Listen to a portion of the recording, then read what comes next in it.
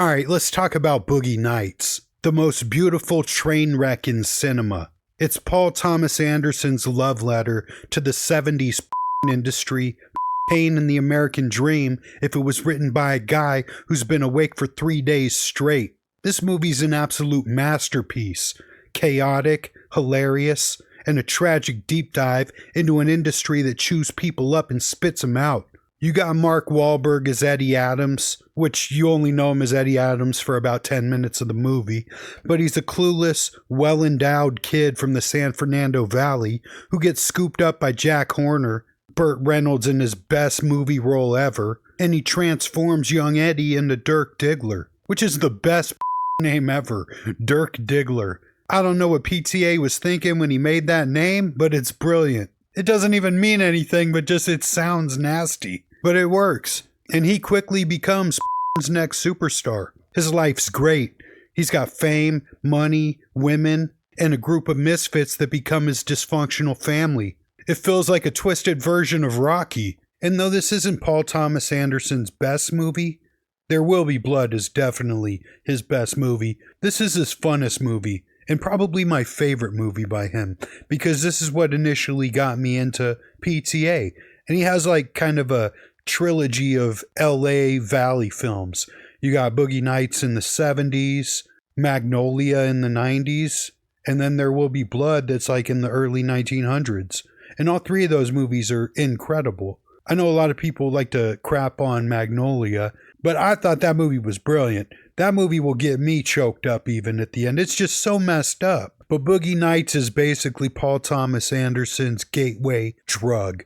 If you like this movie, then it opens up the door for more of his other cinema. The Master, for example, that movie's incredible. It's like a loosely based biopic of L. Ron Hubbard, that Scientology guy. I'd recommend you check it out.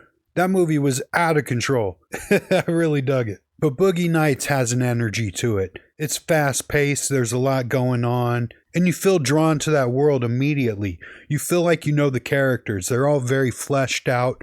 You feel like these people are your friends, like you're at a party and you know these guys. And the characters in this movie are incredible. Everyone has their own unique personality. You got Roller Girl. She's one of the most interesting characters in Boogie Nights because she's living a double life. By day, she's a regular high school girl, but by night, she's a queen. It's the ultimate dichotomy. She's sweet, innocent, but also fully committed to the game. No questions asked. But it's weird because in the industry, it's the only place where she feels respected. In the real world, guys see her as a joke, some kind of sideshow attraction, but in the world, she's a star, and she has dignity. And then you got Little Bill, the biggest cuck in Boogie Nights, possibly cinema history. This dude is like Adam 22 if No Jumper was in the 70s. This poor bastard, played by William H. Macy, is married to Nina Hartley, who's not just cheating on him, she's putting on a full-blown in their house every single night. It's not even behind closed doors. It's out in the open, in front of guests, in the driveway. And everybody knows it. Everybody just shrugs it off like, yeah, that's just what she does. Bill rolls up to the house trying to enjoy the party, and he finds his wife getting absolutely railed in the driveway by some guy whose only purpose in this movie is to destroy Little Bill's soul. And everyone's so nonchalant about it. You got the director guy over here trying to discuss lighting, and Little Bill's hilarious. He's like, my wife's down there with some idiots f***ing her. It's f***ing embarrassing. And he does nothing about it. Sorry, Kurt, if my mind's not on the lighting. My f***ing wife has an ass in her in the driveway. And I love like 70s slang. People don't realize this. In the 70s, vagina, the colloquial term was nowadays means, you know, dude wang. But back in the day, like Dolomite would always say in his stand-up, ooh, you got some good you know what I mean? My wife has an ass in her right now. And he's not a man of action. He doesn't flip out right away. He just sighs, shuffles back to his car, and drives away like, well, there's nothing I can do about this one. But he's cooking something up, because the next time we see him on New Year's Eve, Bill's had enough. He walks into the party, grabs his gun, blows his wife and her latest conquest away, then turns the gun on himself in front of everybody as the clock strikes midnight. Talk about fireworks. And that's where everything begins to change in this movie. It gets really dark. This movie goes from like a Casey and the Sunshine Band disco party to a funeral, all in about 10 minutes. The first half feels like a dream. Everyone's on top of the world, doing lines of the size of baseball bats, disco's playing, the vibe's immaculate. You got Dirk Diggler dancing like he's in friggin' Saturday Night Fever. And those choreography dance steps, those are pretty badass. They did a good job with that. But then the reality kicks in and gets dark real quick. And I'm talking up. Dirk gets high on his own supply, starts believing his own hype, and suddenly he's out of the industry, broke and getting beat up in parking lots. You got Roller Girl out here curb stomping high school bullies. Jack Horner's realizing VHS is killing his career. VHS killed the flick star. And then you got that scene with Alfred Molina. You know the one. A out Wahlberg and his idiot friends decide robbing a drug dealer is a good idea.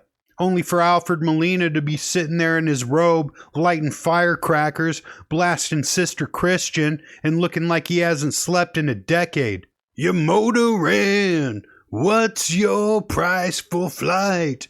Even Jesse's girl, he gets in there. I wish that I had Jesse's girl.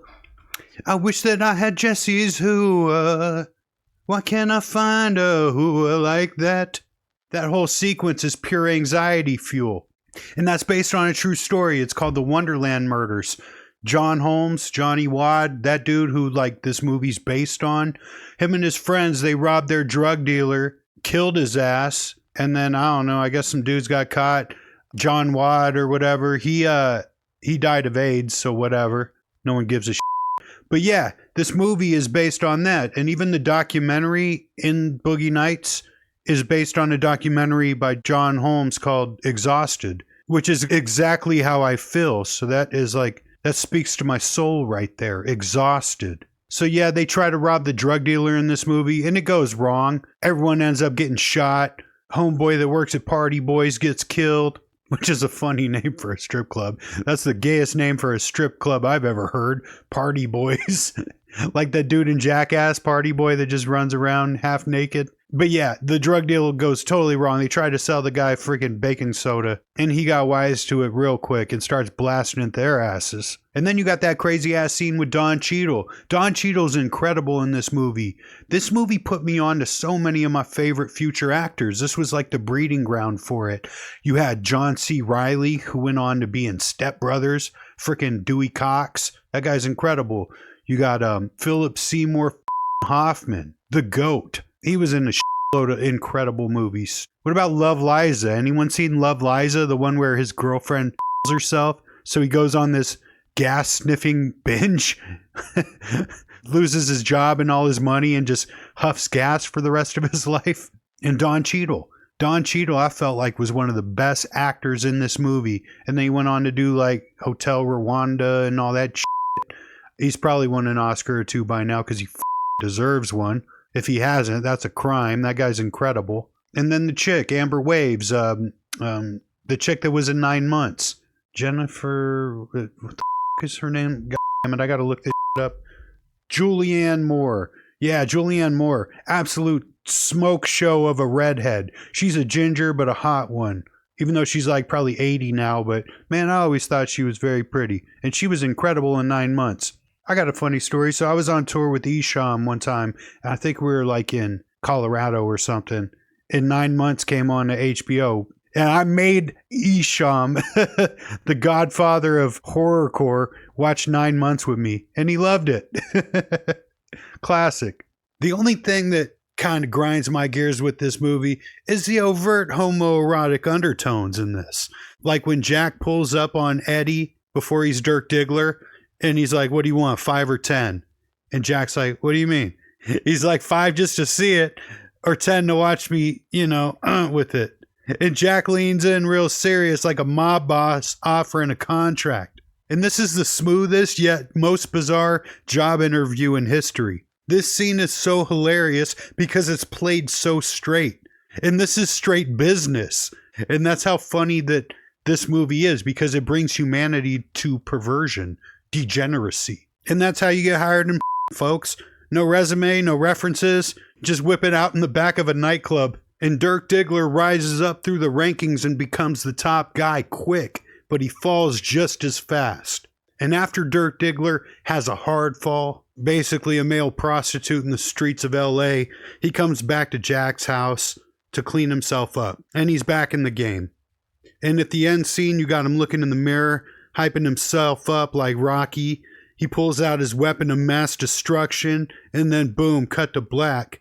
But beneath the sleaze, there's a surprising humanity.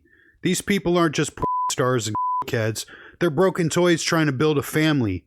They're misfits with daddy issues, clinging on to each other in a world that only wants them for one thing. This movie's weird, perverted, but it's hilarious. And there's a lot of good comedy in this movie. They really pulled out all the stops with these characters. Like when Dirk is in the studio singing You Got the Touch, the Transformers theme. It's incredible, and it's on the soundtrack, and I've listened to it every once in a while because it makes me think of the movie and just how absurd it is. And it's also heartbreakingly real. You laugh, you cringe, you feel gross, and then you realize we're all looking for love and stability and family, even if we have to shoot it on 35mm film to find it. And that's Boogie Nights, a movie with more heart than most Oscar winners.